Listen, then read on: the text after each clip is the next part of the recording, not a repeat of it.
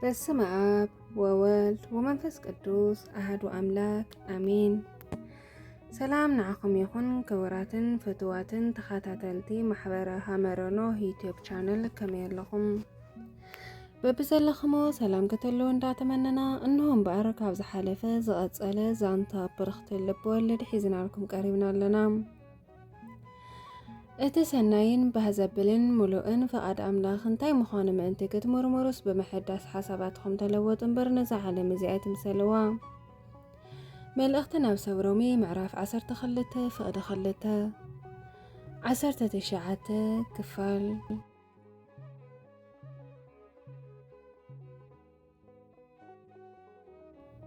ኢለ ዝብሎ ጠፊእና ኣብ ዝነበረሉ ጊዜ ካብ እዝነይ ወሲዳ መሓዛይ ሄሎ ሽሻዬ ከመይ ኢኻ በለቶ። ብደንቢ ሰላምታኦም ተለዋዊጦም እንዳተመለስና እናሃለና ኣብ መንገዲ እዩ መምህር ኣብ መስመር ኣተው ንኻልኣይ ጊዜ እዩ። ቁሩብ ከዓ ኣውጊዖም ስለ ዝነበሩ በልቻው ክንኣትልና ኢናዋ በለቶ። ኣብ መስመር ስልኪ ከም ዝኣተየ ከይነገረት ንመምህር ኣልዒላ ከዓ ምፅዋዓ ከይወድአት እንዳሃለወት እታ ስልኪ ናብ እዝነይ ገበረትለይ ተቐበልክዋ። ያሬታ መምህረይ ዘንጊዕና ዶ በልክዎ እሞ ረፊዱ እኮ እዩ ናበይ ድኽን ከድክ እንዳኣ በለኒ። ኖ መፂና ኢና ኣብ በሪ እኒአና ሕዚ ዳ ኣቲና በፂሕና እኳ ኢና በልክዎ በፂሕና ስለ ዝነበርና። መሓዛይ ከዓ ምስ ሽሻይ እኮ ክትራኸቡ ኢኹም በለትኒ። እዋ ማለት ኢለያ ክመፅእ ከሎ ያው ናይ ኩለና ፈተና ሰዓት እዩ ዝኾንሎ ግን ድሕሪ ፈተና ስራሕ ዝምችወካ ተኾይኑ ሽዑ ንራኸብ ኢለዮ በለትኒ ንርእሳ ሓዊሳ። ስለውሳነኣ ኣነ ስለ ዘየለኹሉ እኳ ደስተ ዘይበለኒ ግን ንዓየይ ዘለዋ ሓሳብነት ግን ተረዳእኹ ድሕሪ ፈተና ስለ ዝበለቶ። ከምዚ ፈትዮካ ተፈለጠት ኣብ ትምህርተይ ግን ምንም ዓይነት ፅልዋ ክሕድረለይ ኣይትደልን ይኹን ድሓን ኢለያ። ናብ ክፍልና ኣቲና ክዳንና ቀይርና ነፀላና ዓፂፍና ኣቐሚጥና ክንሕዞ ዘለና ሒዝና ከድና ናብ መምህር።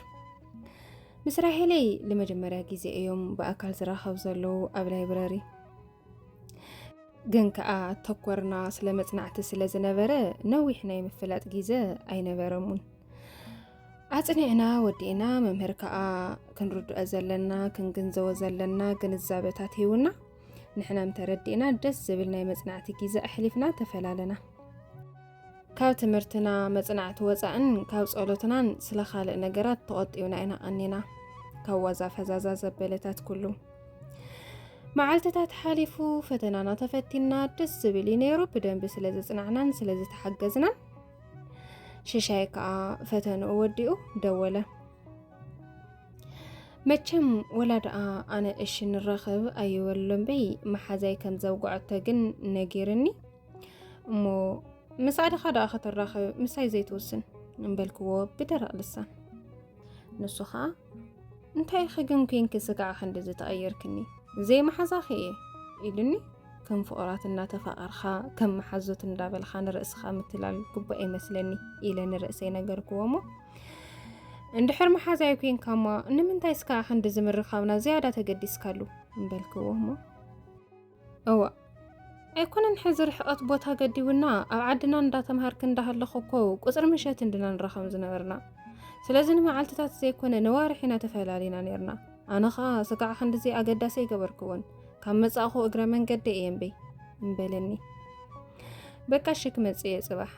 ንጎ ንራኸብ መሓዛይለ ግን ክማልኣ እየ ኢለዮ። ኣዘራርቦ እኳ ደስ ኣይበለንን። እሺ ተማለየ እምበለኒ ብዙሑል ድምፂ ግን ምርኻብና ኣገዳሲ ገይረዮ ኣይኮንኩን ዝበለኒ።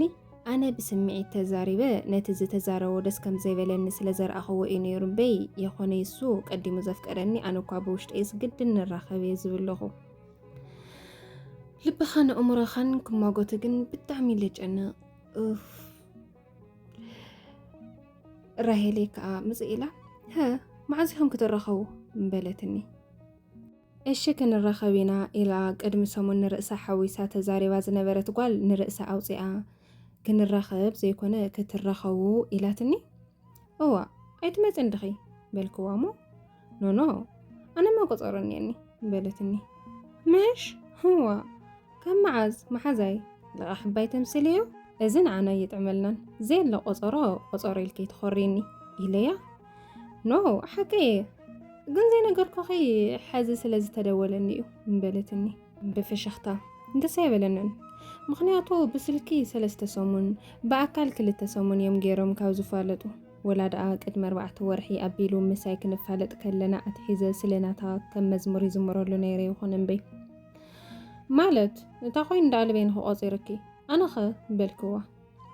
ንስኽማ ቆፀረኒ እዋ እዩ ኢለየስ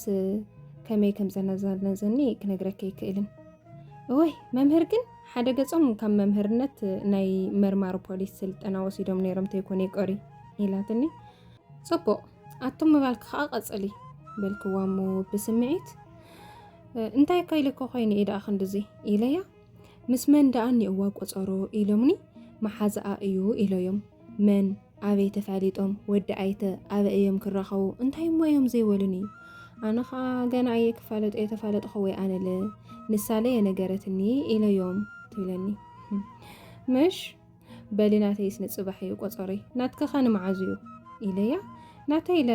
በይነይ ካብ ዝድብረኒ ኢለ ንስኸ ትኸድሉ ሰዓት ኢለዮም ትብለኒ ስለዚ ንሽሻይ ኢኸ ክትረኽብዮ ዘይደለኺ ማለት እዩ በልክዋ ኖ ኣነማ ክፋለጦ ልባ ይደሊ ግንከ መሓዛይ ተኣማመነልክ እንዴ ምስ መምህር ሓፃር ፃኒሒት ገይረ ንዓኹም ከዓ ልበይ ልብኹም ተውግዕላ ሰዓት ሂበ ክመፀኪ እየ በለትኒ ዶ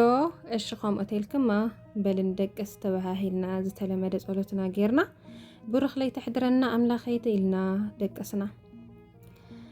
ተመስገን ንግሆ ተላዒልና ዕረፍቲ ስለ ዝኾነ ንሰሙናት ዕለታዊ ክንገብሮም ዘለና ነገራት መዲብና ዓደይ ንኸድን ኢልና ፕሮግራማትና ክነውፅእ ዕርፈድና እንድሕሪ ሰዓታት እዩ ሽሻይን መምህርን ደው ኢሎም ፀውዑና ርእስና ኣስተኻኺልና ናብ ተመሳሳሊ ቦታ ብተመሳሳሊ ሰዓት ኸድና ኣብ ተቓራኒ ኣንፈት እዮም ተቐሚጦም ነይሮም ኣነ ከዓ መጀመርያ ሞ ንመምህር ሰላም ንበሎም ድሓር ናብ ሽሻይ ክኸድ ኢለያ እሺ ኢላትኒ ከድና ሞ ናብ መምህር ሰላም ኢለዮም ንራሄል ኢለ ብደንብ ኣፋሊጠዮም 5 ደቂቕ ዝኾን ምስኦም ፀናሕኩ ምክንያቱ ቅድሚ ሕዚ ንመጽናዕቲ ስለ ዝነበረ መራኸቢና ብዙሕ የውቃዕናን ምስ ራሄል እውን ብደንብ የተፋለጡ ነይሮም እሞ በፋለጥክዎም ሽሻይ ደጊሙ ደወለ ኣልዓልክዎ እንታይ ዳ ዘንጊ ክብረኽተይ ኢሉኒ ኖ ኣለኹ መጻእኹ ብድሕሪት ገጽ ኣለኹ ምስ ካልእ ሰብ ኢለዮ እሺ በሊ ንዒ ኢሉኒ ስልኩ ዓፀወ መምህርለ በለኸዲ ተጸባይ ይግበርካ እዩዋ ኢሉኒ እሺ መምህረይ በልዛ መሓዛይ ሃየ እምበልክዎ ድሓን ለሓደራኦምን እየ ኢሉኒ ብዝቕሪ ተፈላለና ናብ ሽሻይ ኸድኹ ንዳርጋ ዓመት ዝተፈለኸዎ ሰብ እዩ ናፊቐዮ ኣለኹ ግን ከዓ ጓልየ ህድኣት ዝበሃል መግለፂ ጓልነት ክህልወኒ ይግባእ ኢለ ንርእሰይ ኣህዲየ ከድኩሞ በይኒ እዩ እኒኦ እወይ ጌር ተቐይሩ እኒኦ በስምኦ መንገደይ ምርኣይ ገዲፍ ዓይኑ እንዳጠመትኩ ናብኡ ቀረብኩ እንኳዕ ዳኣ ዘይምተዓንቀፍኩም በይ ብማዕዶ ርኢኒ ተላዒሉ ክቐበለኒ እረኣኡኽን ኢለዮ ቀሪበ ሰላም በልክዎ ብሓቂ ከምቲ ዝደልዮ ብደንብ ሰላም ተዝብሎሞ ናፍቐተይ ተዝነግሩ ደስ መበለኒ ነይሩ ግን ኣይኮኒ ንሱ ኣይኮነና ኣእምሮይ ዝእዝዘኒ ክበፅሖ ዝደሊ ነገር ኣለኒ ክኾነ ዝደሊ ነገር ከኣለኒ ግን ግድን ዲያቆን ክምርዓይ ለዘፍቅሮ ኣካል ክኸስር ግድን ዲ ኸቡልጥ ስድራ መስሪተ ብእግዚአብሔር ዝተፈተወ እግዚአብሔር ዝኸብረሉ ሓዳር ክምስርት እንድሕር ከየነ ሰበይቲ ዲያቆን ክኾን ዘለኒ ኣይኮኒ ኣይክእሊ ከማኻ ክርስቲያን ውሉድ ናይ ስላሴ ኣማኒ ክርስትና እምነትካ እምነቱ ፍቕርኻ ፍቕሪ ዝኾነ ተመሪዕኻ ቅዱስ ሓዳር ክምስርት ኣይክእሊ ዝብሉ ሓሳባት ገና ሓቂፎዮ ከለኹ ብቕፅበት ደቂቓ እኳ ዘየድልዮም ምናልባትም ኣብ ሓንቲ ሰከንድ እንተበዚሑ ብሓደ ዘነውኒ ብረኽተይ ኢሉ ከዓ ክልቲአን ኢደይ ብሓደ ሓዘን ወየ ኢለ ካብ ኣካላቱ ተፈለኸሞ ንየው በልኩ كاميني أخمو إلني اندحني أملاخ مسجن إليو سلامتنا تلواويتنا نعي كابتشنو نو أخ أبونا عزيزو سلازي نبريك إدمي ممزعي مزعنا داي كم زفوتسي أي رسع خاين دي مالت إليو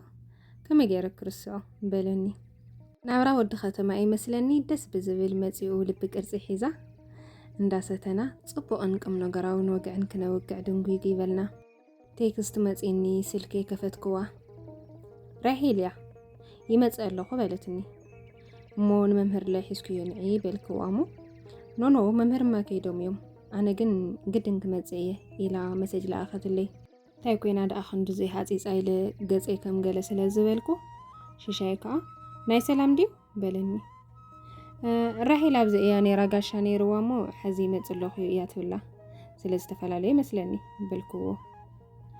لمن تاي سلام ممهر كم زحوا أخوه أي تردانن مخنياتو مس ممهر نيرابزيك ولا نيرني سلام ممهر قد معزي سميع سلز نبارا دحان من عند بليان بلني الشبك أنا عيلكو تحيث اللالوخو بالكومو مازت مش شيء أفاليت أيام قلج واتانا كنت المسكبركو يا أهلنا نعني بلت النبه صوص دمزي هو مالت بعد هو صارح يسكر رخيب كناس حزن عني بالكوا مو شيء لدنجيزو هو مالت كمين ما خجبر بلا كي تردو اس بلت تنسالك كي تردع مس عندها اللي خطأ طويلة سنخيسة معايا أيكو نسوم يوم بي أنس مسكال بيسلز اللهو كل زقبرو ولو نجر يري اللهو إيه قوتي تحيزات إنك تكرم سبلت شيشاك أبا حدا إيدي حيزو